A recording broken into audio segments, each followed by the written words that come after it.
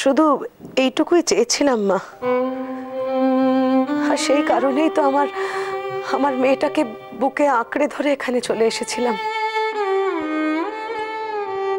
আমি এটাকে বুঝিয়েছিলাম যে ও পৃথিবীতে একা নেই, ও নিজের মানুষেরা রয়েছেন, ও নিজের একটা পৃথিবী আছে।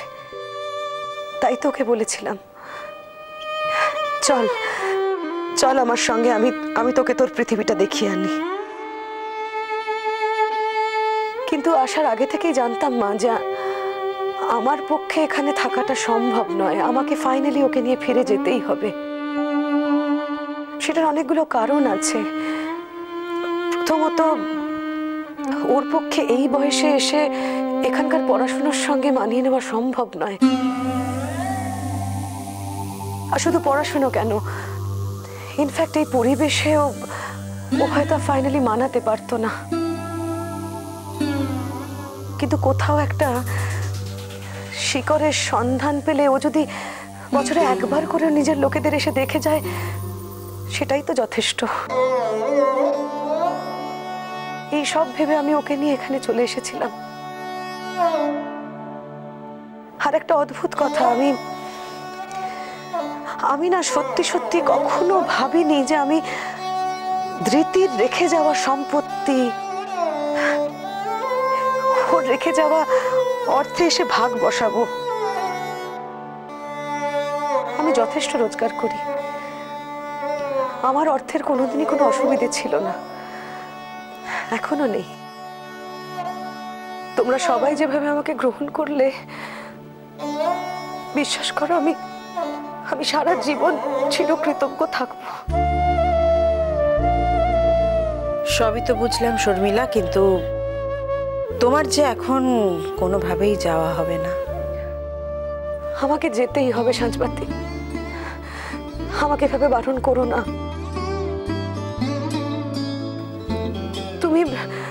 তুমি তো বুঝবে, আমার মেয়ের জন্য, আমার মেয়ের ক্যারিয়ারের জন্য, আমার নিজের কাজকর্মের জন্য আমাকে ফিরে যেতে হবে সাঁঝবাতি।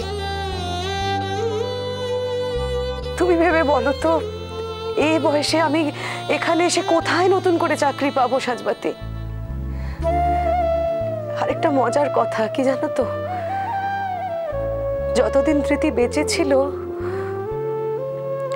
আমি না অভিমান করে ওকে দূরে সরিয়ে রেখেছিলাম। ও আজ নেই, আমাদের কারুর কাছে নেই, চলে গেছে। এখন ওকে অনেক বেশি করে ফিল করছি, এখন ওকে অনেক বেশি করে অনুভব করছি। ও সত্যি আমার অনেক কাছে এখন, জানো তো, ঠিক যেমন তোমাদের কাছে, তোমার কাছে। সাঁঝবাতি, তোমার সাথে আমার দেখা না হলে আমি ধৃতিকে এই লেভেলে কোনোদিন ফিলই করতে পারতাম না। তাই বলছি, আসা যাওয়াটা থাকুক। আর মা, আপনাকে একটা কথা বলতে চাই। আমি না এই সমাজে, এই কাঠামোর মধ্যেই বড় হয়েছি, জানেন তো। আমি জ্ঞানত কোনোদিনই সাঁঝবাতির সঙ্গে বাড়িতে থেকে আপনাদের বিড়ম্বনাটা বাড়াতাম না। কিন্তু তুমি তো বলেছিলে তোমার মেয়ে চাইলে এখানে থাকতে পারে। হ্যাঁ বলেছিলাম, কিন্তু আমি জানতাম আমার মেয়ে আমায় ছেড়ে থাকতে পারবে না। আসলে ও আমার লড়াইটা জানে, আমার মনটা জানে। তাহলে তুমি সত্যি সত্যি চলেই যাবে? দেখো, অর্চি কিন্তু খুব কষ্ট পাবে, দেখবে কেমন অশান্তি করে তোমাদের সাথে। অর্চি তো আমার দেওর, আমার ভাই, ওর সঙ্গে আমি পুরো ব্যাপারটা ডিল করে নেব। তোমরা প্লিজ কেউ এটার মধ্যে পড়ো না। শর্মিলা, আমি কিন্তু আশা করেছিলাম আমরা সবাই একসঙ্গে থাকবো। মাঝে মাঝে আমি তোমাদের সকলকে ও দেশে নিয়ে যাব, আবার মাঝে মাঝে তোমাদের কাছে চলে আসবো। আমি যদি তোমাদের ও দেশে নিয়ে যেতে চাই, তোমরা আমার সঙ্গে যাবে না। আসলে বরফের দেশে আমার আমার না খুব একা লাগে। জীবনটা যেন বরফের মতো, কোনো অস্তিত্বই নেই।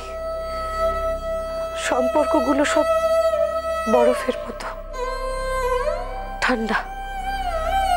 একটু উষ্ণতার জন্য যদি তোমাদের কাছে হাত মেলে দিই, তোমরা কি আমায় ফিরিয়ে দেবে?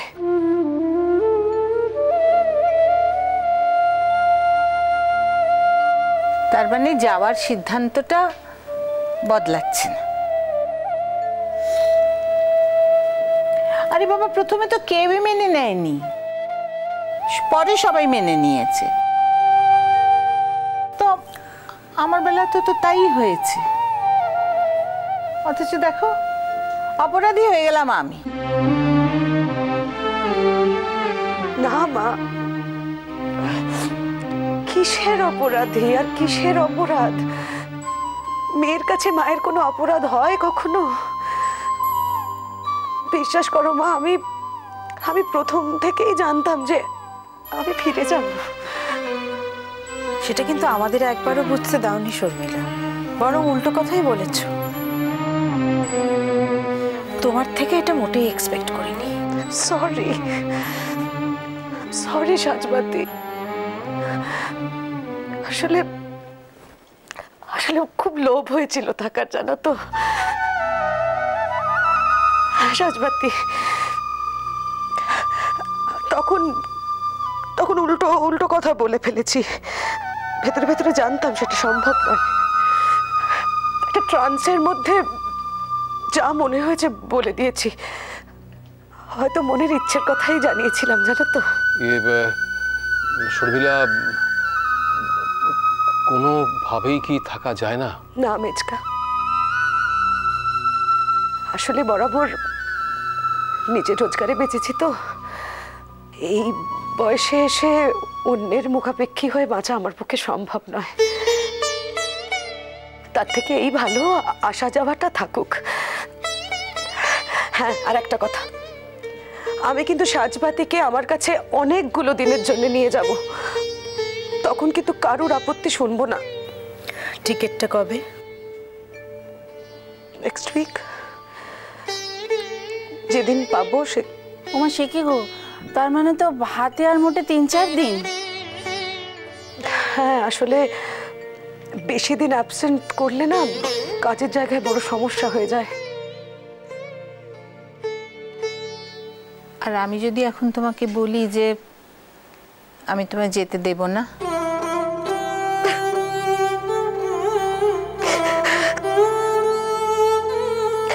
আমাকে এতটা লোভ দেখিও না মা। আমাকে যেতে হবেই। এভাবে লোভ দেখালে না আমি যে কতটা কষ্ট পাবো আমি তোমায় বোঝাতে পারবো না। আমার মনটা উচাটন হবে। আমি সত্যি তোমাদের বলে বোঝাতে পারবো না।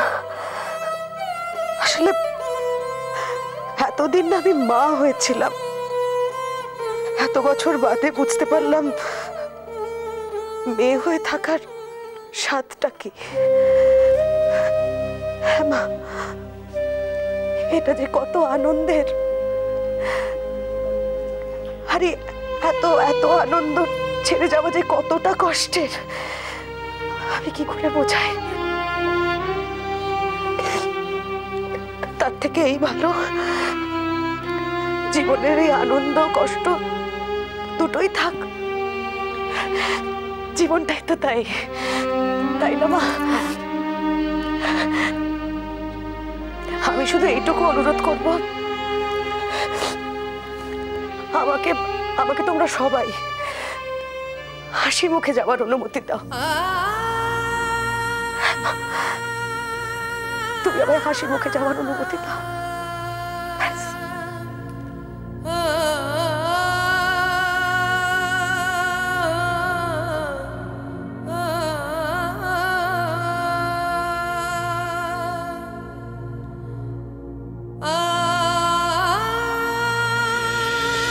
মিষ্টি কুটুম মিষ্টি কুটুম মিষ্টি কুটুম।